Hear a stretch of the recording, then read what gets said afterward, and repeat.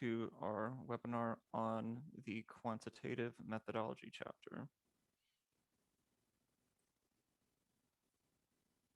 Just before we get started with the presentation, I'd like to present this information in case you are interested in additional support outside of this webinar. So we do offer assistance with all aspects of the dissertation. So if you are interested in more one-on-one support outside of this webinar, you can use this information to contact us and learn more about the types of assistance that we provide.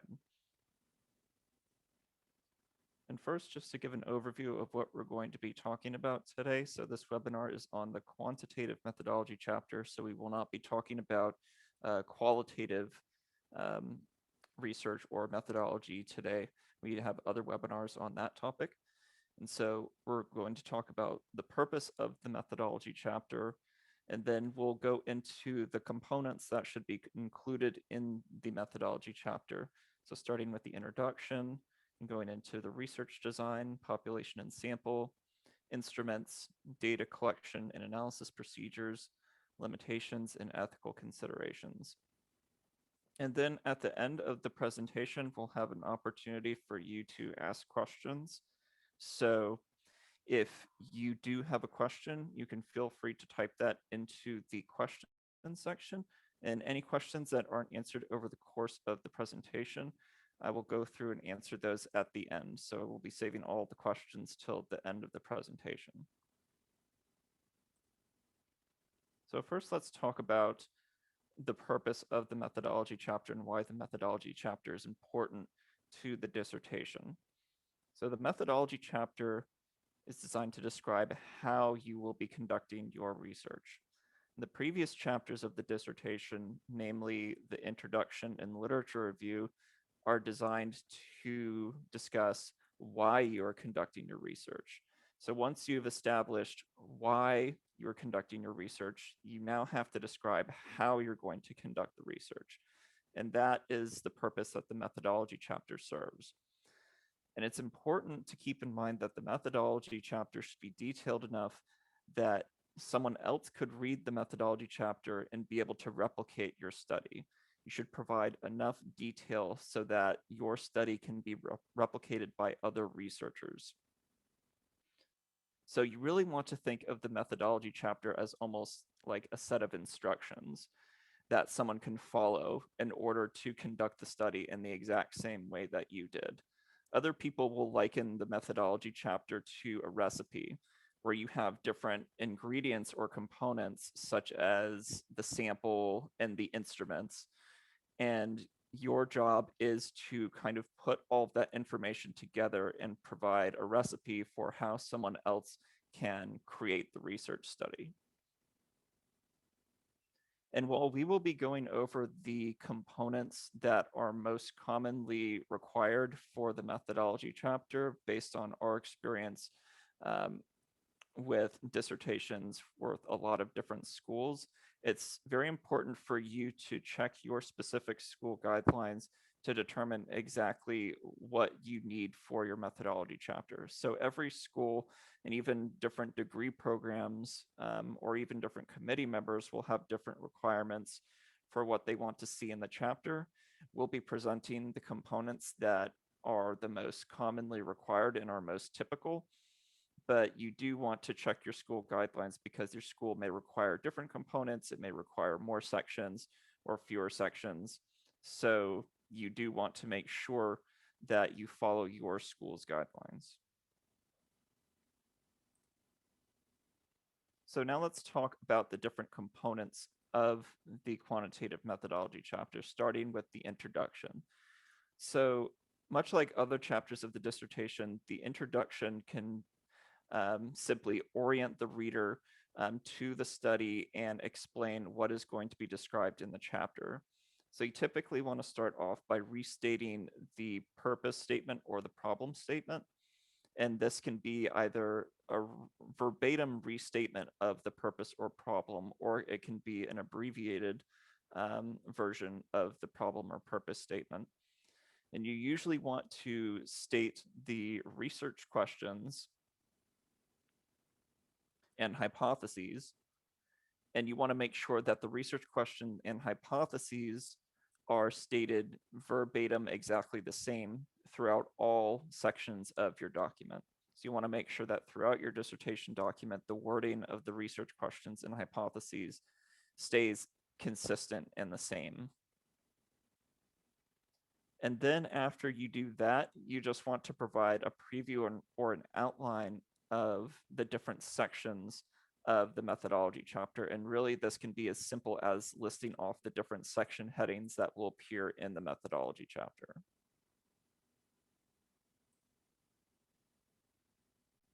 So after you've introduced the chapter, you typically go into the discussion of the research design. So you want to talk about the specific research design that you have selected and justify the selection of that research design.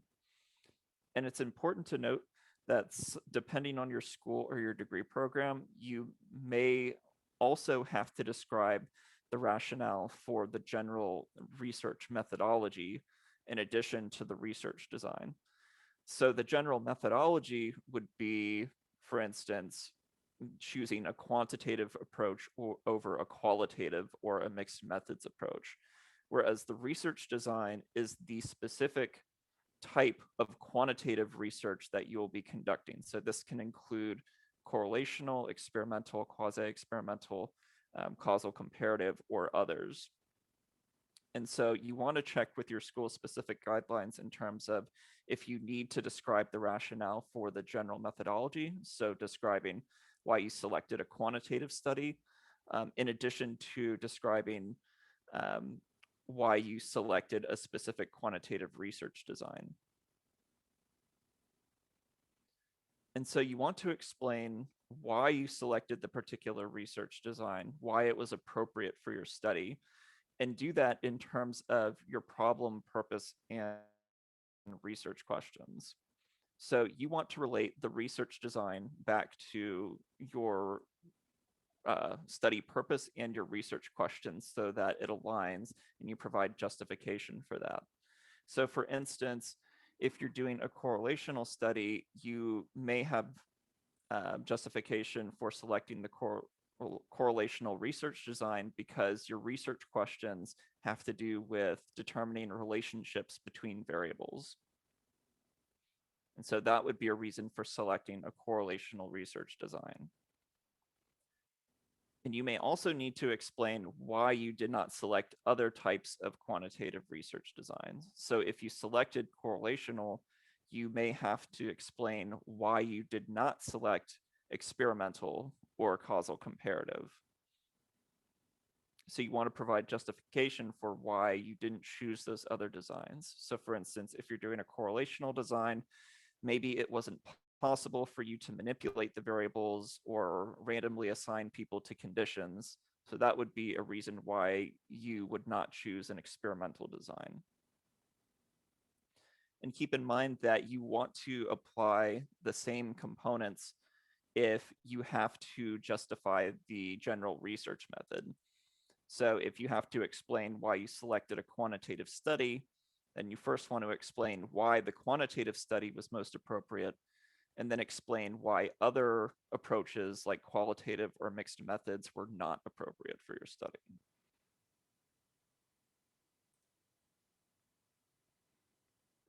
So next, let's talk about the population and the sample, starting with the population. And this is where students can get a little bit confused in terms of the difference between the population and the sample. So first, the population is the broad group of individuals that your study is intended to generalize to. So let's say that you're in a nursing program and you are doing some kind of a study on nurses. So in this case, your population might be, for instance, all registered nurses in the United States. It's a general group of people that your study is about. And so for the population section, you want to state that population of interest, and if possible, describe characteristics of that population and or provide an estimate of the population size. So if you're doing that nursing study, you want to maybe give an estimate for how many registered nurses there are in the United States. You might get this information from some kind of organization like the Bureau of Labor Statistics um, or other source that provides documentation on those types of population statistics. So if you have that type of information, so for instance, the size of the population and characteristics of the population, you want to provide that to give your reader a sense of what the population is for your study.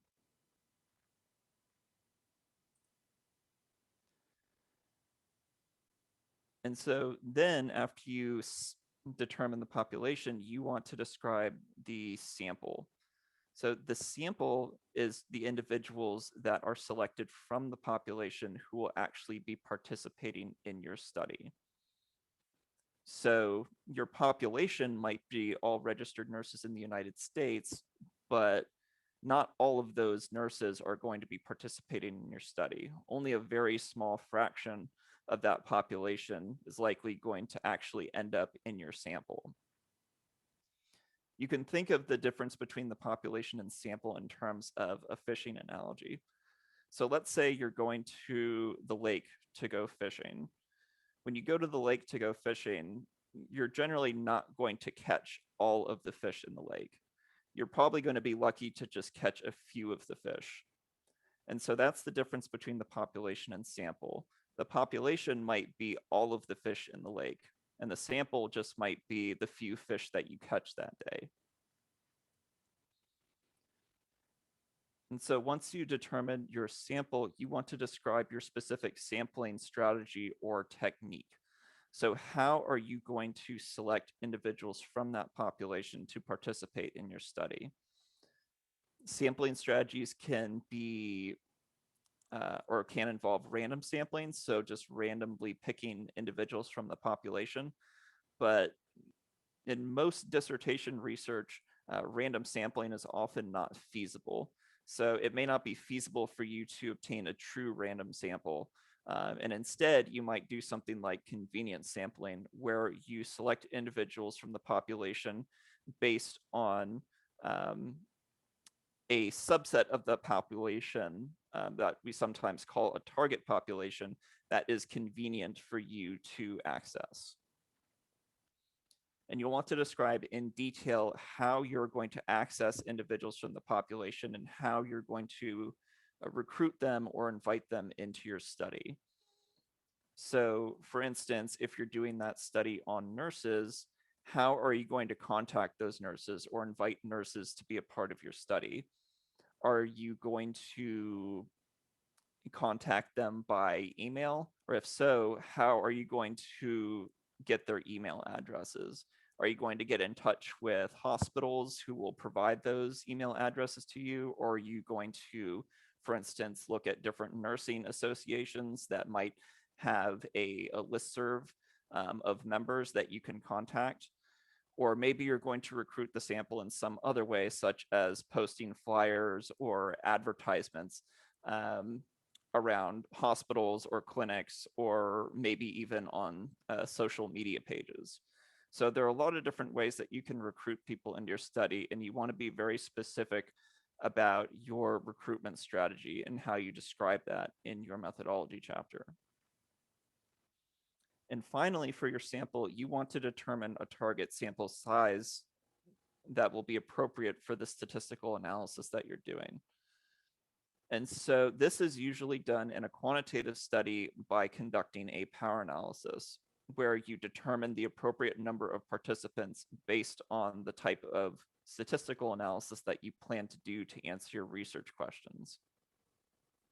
And I won't go into a lot of detail about power analysis in this presentation because we do have other webinars that specifically cover sample size calculation and power analysis. So if you're more interested in that topic, I would refer you to those dedicated webinars on sample size.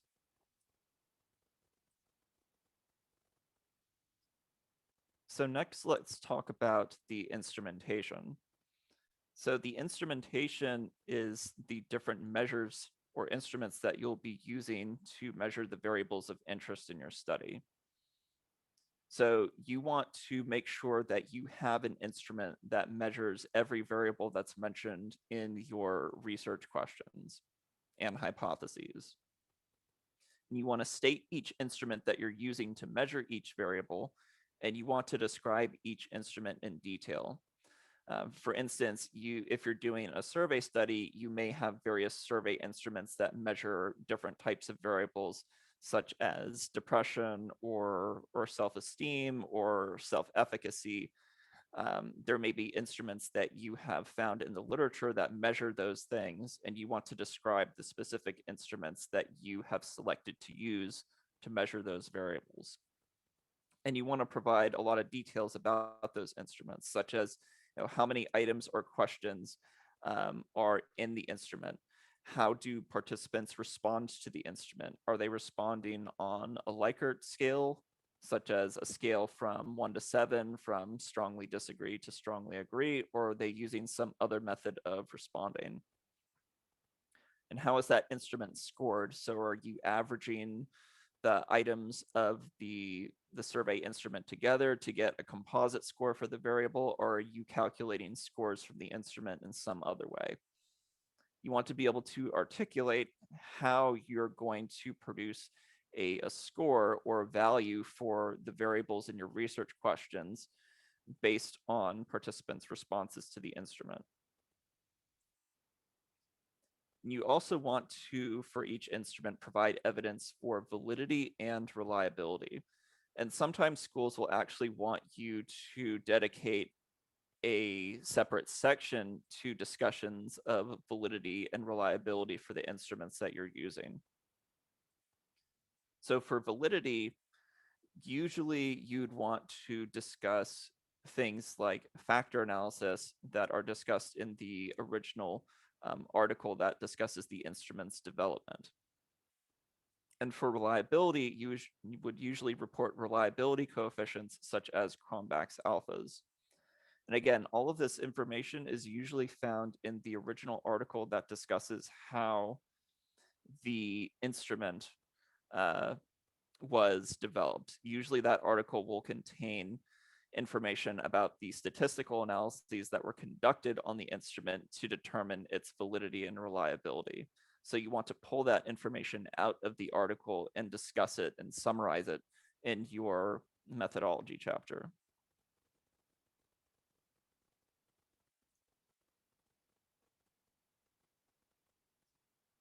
And so after you've talked about your participants and your instruments, you'll want to discuss the specific data collection procedures that you will follow. So again, you want to keep in mind that your data collection procedures should be detailed enough so that someone could read your methodology chapter and replicate your study. You want to describe step by step how you are going to collect the data. So this should start from when your study is approved, you've gotten Irb approval to conduct your study.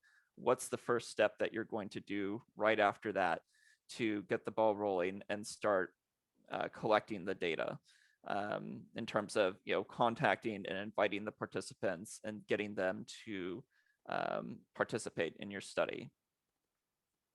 So you'll want to discuss things such as where and how the data collection will take place. So for instance, will this be an in-person or an online study if you're doing survey research? So, or if you're doing survey research, are you going to go somewhere and hand out paper and pencil questionnaires for people to fill out? Or are you just going to be posting your survey online and sending the link to the survey to potential participants? So you'll want to describe that process in detail. You'll want to talk about the informed consent process. So how are participants going to provide consent? So there will be different methods for participant providing consent depending on the setting of the study, whereas it's in person or online. So you'll want to talk about that process. And then you also want to talk about how and when each instrument will be administered. So if you're doing just a simple survey study, in what order are participants going to complete the instruments? If you're doing a more involved study, such as a repeated measures or a longitudinal study, at what point is each data collection period going to take place? When and at what intervals are participants going to be completing the instruments for your study? So you want to talk about all of those procedures. And so the data collection procedures should, again, cover from the time you obtain Irb approval to the time that you have fully collected all of the responses and are ready for your analysis.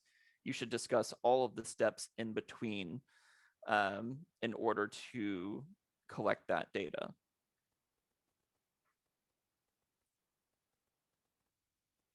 So next, you'll probably want to talk about your data analysis plan. So once you have the data, how are you going to analyze it and get answers to your research questions? Your methodology chapter, you should specify a specific analysis plan so that your reader knows how you intend to analyze the data in order to get those answers to those research questions.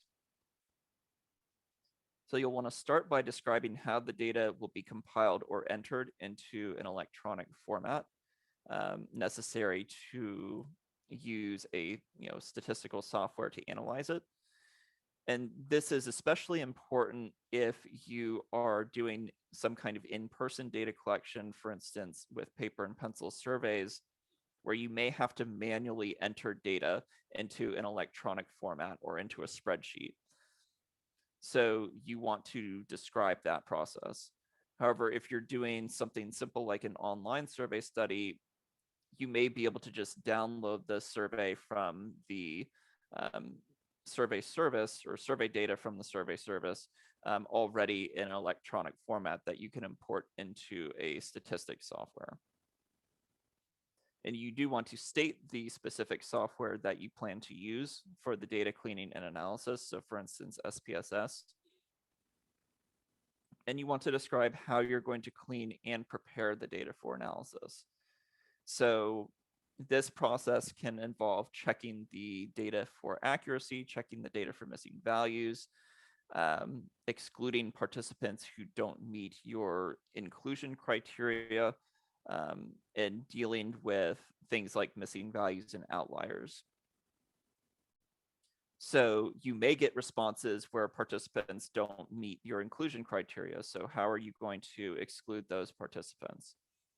You may get responses where participants are missing values for some of the questions. You'll want to discuss what you're going to do with those participants. You'll want to plan for how you're going to deal with missing responses. Are you just going to completely exclude participants who are missing any data, or are you going to try to include participants who are missing some data and maybe replace their missing values in some way, for instance, with a mean replacement or an imputation strategy? And after you discuss how you clean and prepare the data for the analysis, you'll want to state what descriptive statistics you're going to be conducting. So this can involve descriptives on demographic variables and any variables of interest, especially the variables that are listed in your research questions. And then you want to describe the analysis that you're going to use to answer each research question or hypothesis. So you just want to go in order of your research questions and hypotheses and state for each one what analysis you're going to be using to answer that question. So you might be doing something like a correlation or a regression analysis or a t-test or an ANOVA. You want to, for each analysis, state what the variables are going to be. So what are your independent and dependent variables? You'll want to describe what statistics are going to be generated from that analysis. So for something like a t-test, you might get the t-statistic and the p-value and the effect size for that analysis. And you'll want to describe how you're going to make a determination for answering the research question or hypothesis. So it's usually based on the significance level or p-value. So what p-value or alpha level are you going to be using to determine statistical significance? And for each statistical analysis that you're doing, you also need to describe how you're going to test the assumptions of that analysis. So any inferential analysis is probably going to require some degree of assumptions testing. So different analyses will have different assumptions. So for instance, a t-test may have the assumptions of normality and homogeneity variance that need to be tested in order to ensure the accuracy of the t-test. So you'll want to state what the assumptions are for each analysis that you plan to conduct and state how you are going to test each of those assumptions, as well as provide a plan for what you're going to do if any of those assumptions are violated.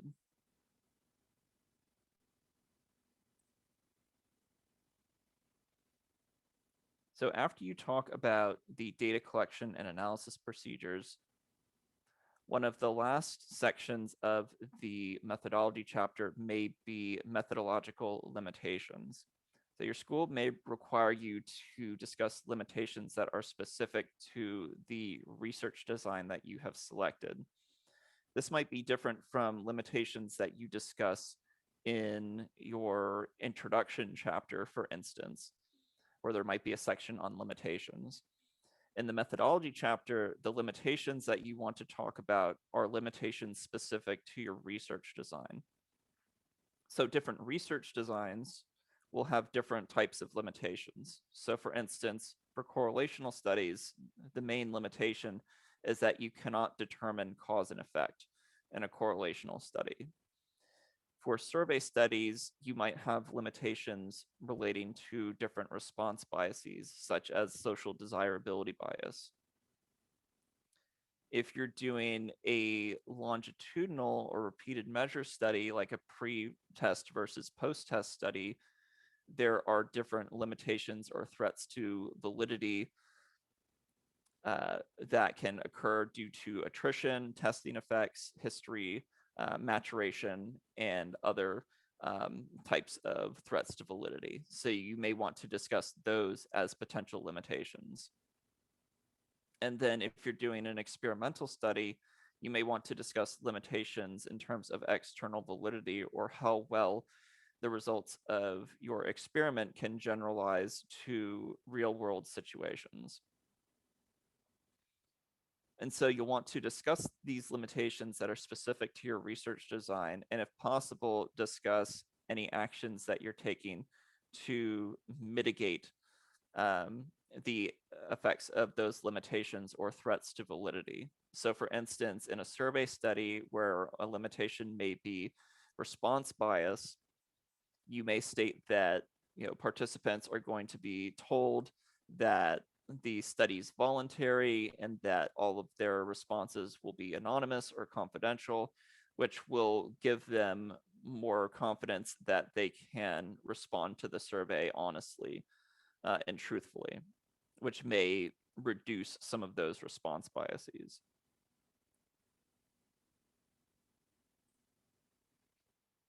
And usually one of the last, if not the last section of the methodology chapter is the ethical considerations. So in this section, you want to discuss ethical issues that are relevant to your data collection procedures in your study.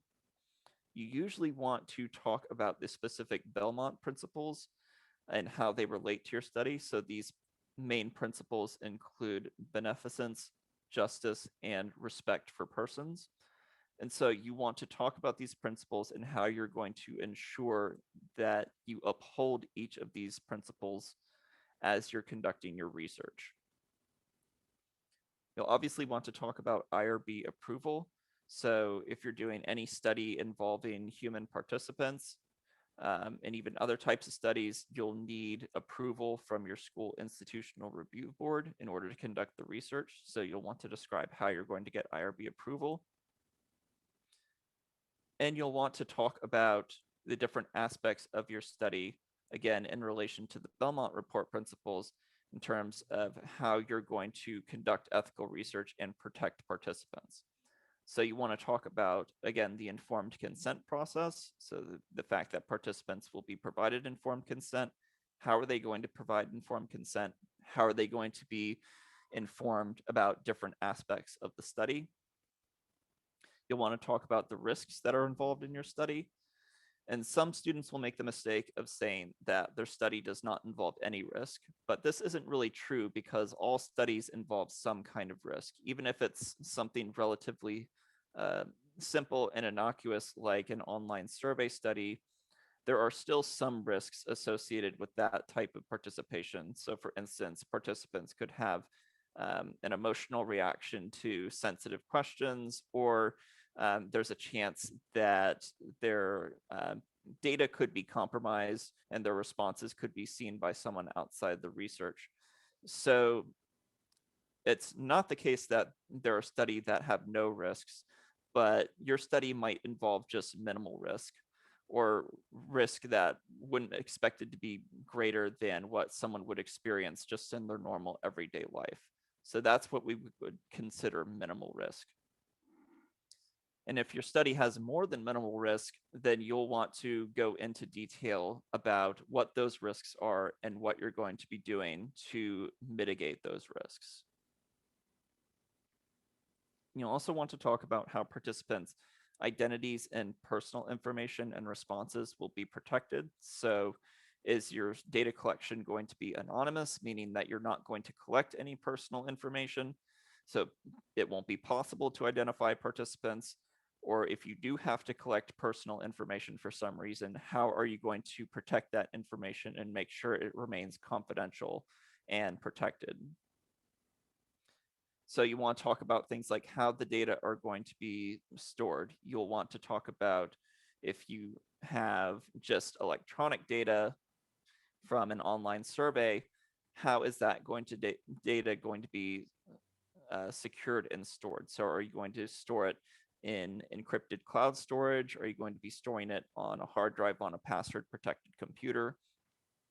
If you have actual physical paper and pencil data, how is that going to be protected? Are you going to be storing that in a secure location? How exactly is that data going to be protected? And you also want to talk about how the data are going to be destroyed after the study is over. So most schools will have requirements for how long they want you to keep the data after you conclude your research, and specific procedures for how you should dispose of the data after that period is over. So check your school's specific guidelines for the appropriate length of time that data should be kept and how it should be destroyed.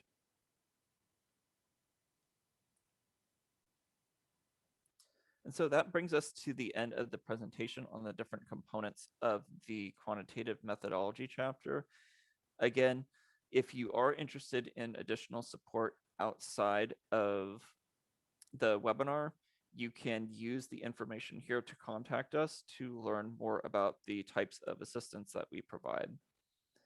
And with that, I will now get into the questions. So if you do have a question, you can feel free to type that into the question section now, and I will try to answer your questions. So let's see if we have any questions here already.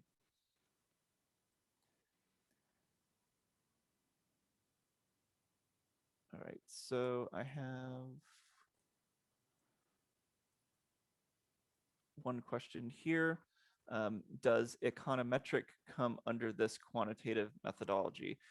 Generally, if you're doing some kind of econometric study, that would usually involve a quantitative method. So if you're, anything that involves analyzing numbers or doing a, statistical numerical analysis on some type of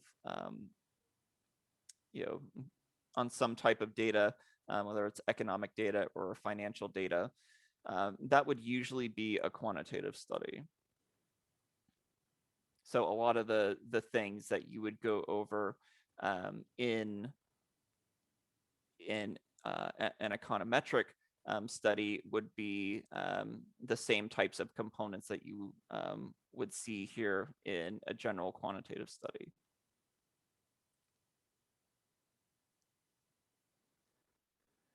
And another question is, can you connect this chapter with the introductory chapter? So usually the introduction chapter kind of sets up the background of your study and the need for your study, establishing your problem and purpose and research questions. And we do have other webinars that are specific to the other chapters and specific to the introduction chapter. So if you want more information on the introduction chapter, you can take a look at those webinars. But as mentioned earlier in the presentation, basically the introduction sets up why you're conducting your study. So why is the study important, and why is there a need for the research? Whereas the methodology chapter gets into how you are conducting that study.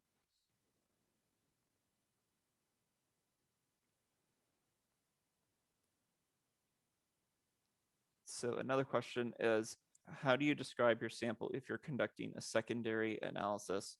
Do you talk about the data set and the sample and the population the sample is about in the population? So this is a good question. So sometimes you may not be collecting primary data where you're directly contacting participants and getting them to take a survey, for example. Sometimes you're going to be obtaining data that have already been collected from some other source and doing an analysis on that. So that would be a secondary analysis. And it will be a little different to describe in the methodology chapter if you're doing secondary data rather than primary data collection.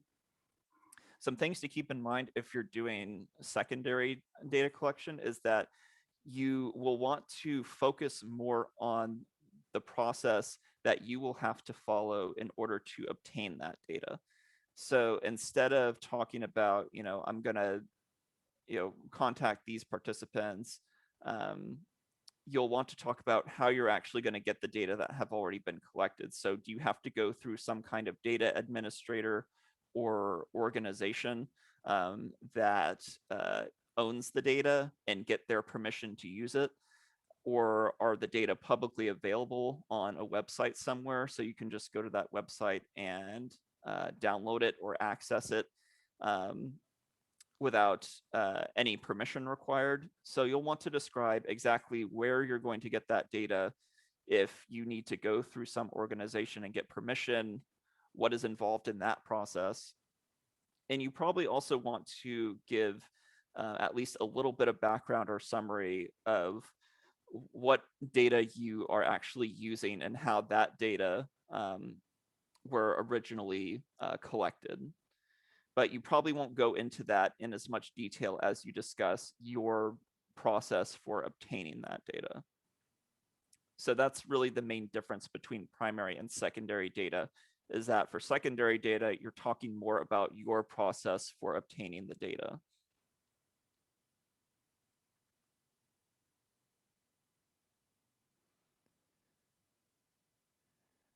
So another question is, how do I locate different measuring instruments?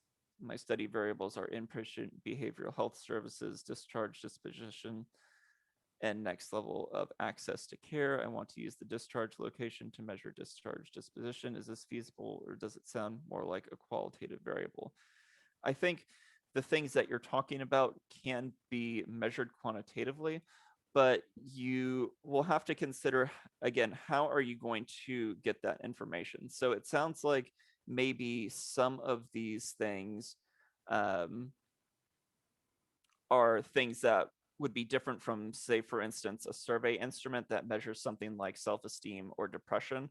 But these may be things that you would get from, say, for instance, a chart or a medical record. So for instance, like a discharge location, where that information just might be available in someone's chart or some kind of record for the exact thing that you're studying. So it may not be the case that there is, some kind of survey instrument or something like that that measures a variable. It could just be a variable that has been recorded in some way that you will be using in your analysis. And that can apply to other things too. So if you're doing any kind of physical or biological measurements, such as getting someone's weight, or height, or blood pressure, or anything like that, you may have specific medical instruments that you're using in your study to get that information. So if you're measuring people's blood pressure, what's the model and blood pressure monitoring device that you're using to measure that. So the instruments doesn't necessarily just have to mean survey instruments. It can mean many different types of things depending on the exact study that you're doing. And to get to the original question, if you're having difficulty identifying or locating instruments, usually the best thing to do is to look at previous studies similar to the study that you're proposing, or studies that have used those variables that you're looking at in the past or have measured those variables, and see how those studies measured those things. And that can give you an idea of how you might be able to get measures of those variables.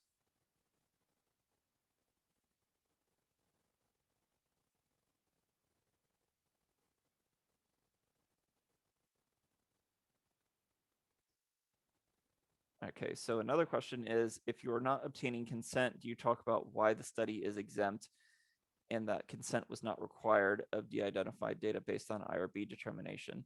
Yes, if for some reason you're doing a study that does not require informed consent, or getting informed consent would um,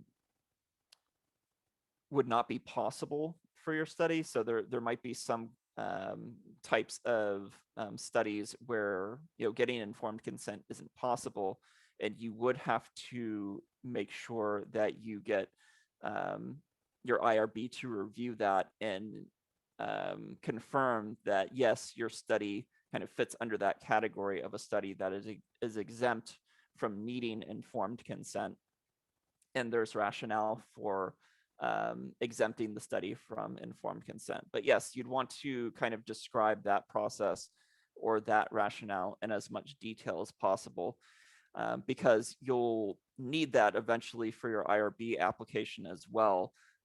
If you're applying for IRB approval and you're applying for exemption from informed consent, you will need to make it very clear why informed consent is not necessary or is not possible for your study.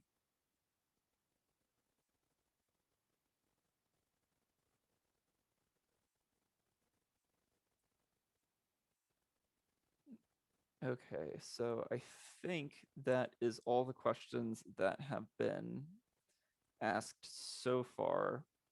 So if anybody has any additional questions, you can feel free to type those into the question section now, and I'll just wait another minute or so to see if anyone else has any more questions.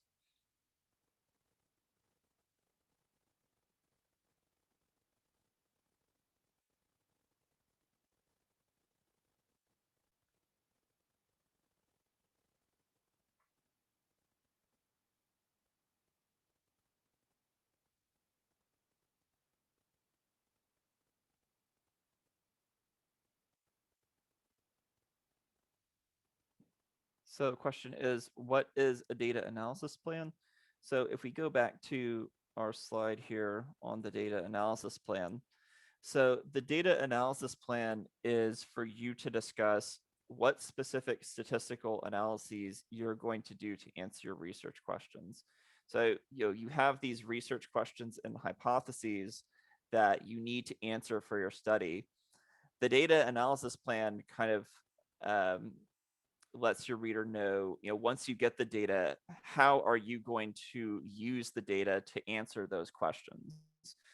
So you'll usually have a specific analysis that you're going to conduct to address each research question or hypothesis.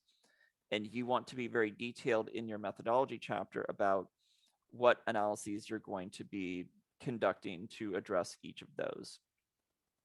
So again, you want all the components that you see here and we described before. So you want to go into how you're going to be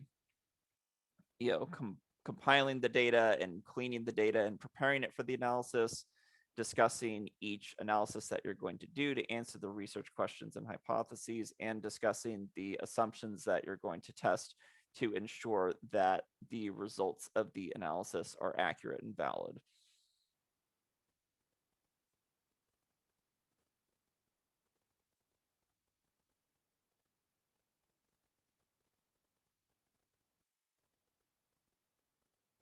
So another question is, what is the difference between data collection and data procedures? So I think what you're talking about just may be two terms for the same thing. So those might just be synonymous. And data collection just kind of generally refers to how you are going to be obtaining the data from the individuals in the population or your sample. So how are you going to be recruiting participants in your study to participate? How are you going to be collecting data from them? So what instruments you're going to be using, what procedures you're going to follow to collect that data. And then data analysis procedures are how you're going to take that data that you collected and analyze it to get answers to your research questions and hypotheses. So if you mean the difference between data collection and data analysis procedures, that would be the difference. So the data collection is how are you obtaining the data? The data analysis is how are you going to use that data to answer your research questions?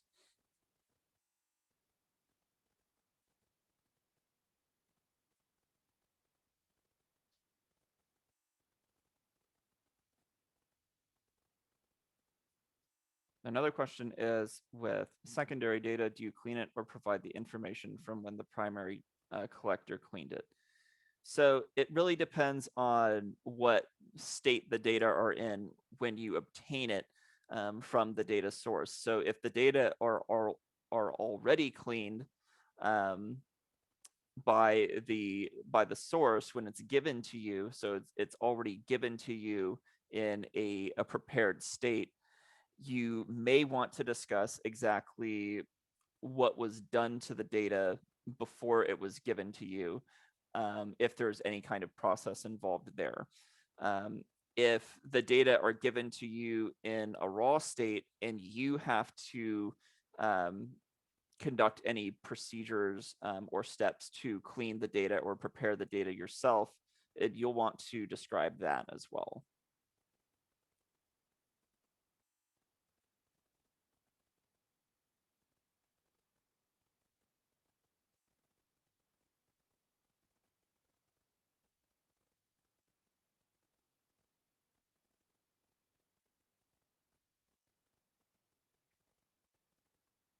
So another question is, so would that bias be a limitation? It depends on what bias you are specifically looking at. So if we go back to our limitations slide, again, there are different types of biases that can exist, that can be a limitation in a study.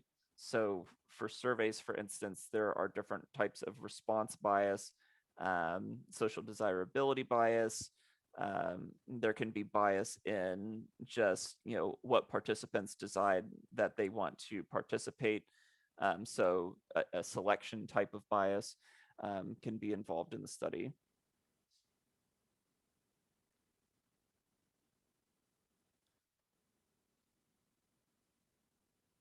So not knowing the reason why the primary collector collected the data.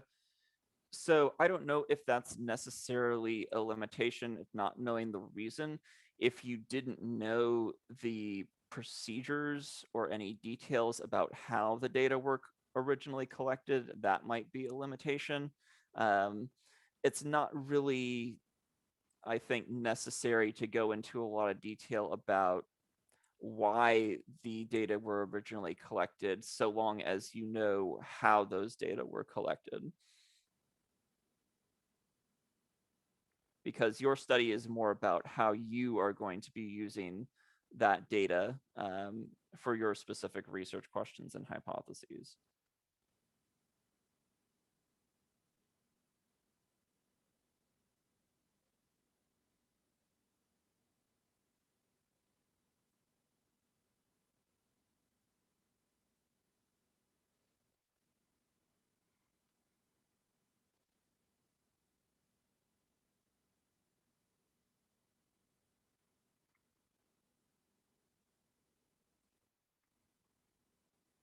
Right. And so the question is, so will that be explained in the code book? Yeah, and this will really depend on what specific data source you're looking at. A lot of large nationally representative data sources will have a lot of documentation on the data, so very detailed code books that explain each variable and documentation on exactly how the data were collected, what the sampling strategy and data collection methods were. So those types of details will usually be available if you're using, something like a large nationally representative data set. So those types of details would be in something like, the code book, or just the website that that discusses the data or where the data are obtained.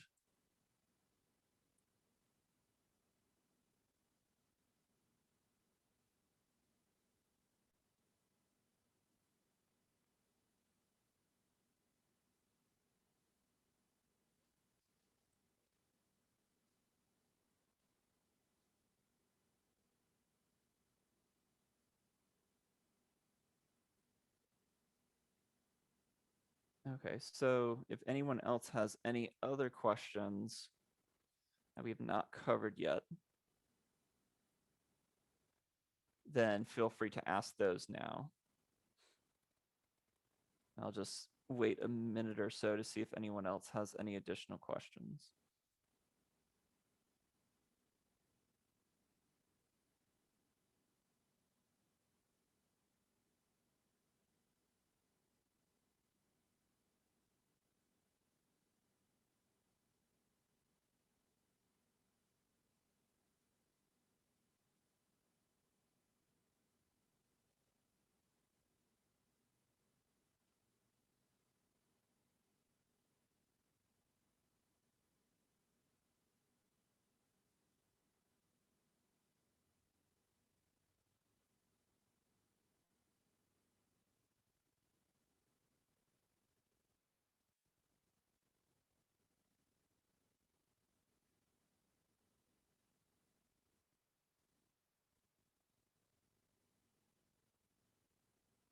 Okay, it doesn't look like any more questions are coming in, so I'm going to go ahead and end our session there for today. And again, thanks everyone for attending the webinar today. And if you are interested in additional support outside of our webinars, you can use this contact information to um, get in touch with us and learn about what types of assistance we provide. And also feel free to check out our other webinars that are on other topics in case you want to get more information about another topic that we didn't talk about today. But thanks again, everyone, for attending. I hope everyone found this helpful, and I hope everyone has a great day.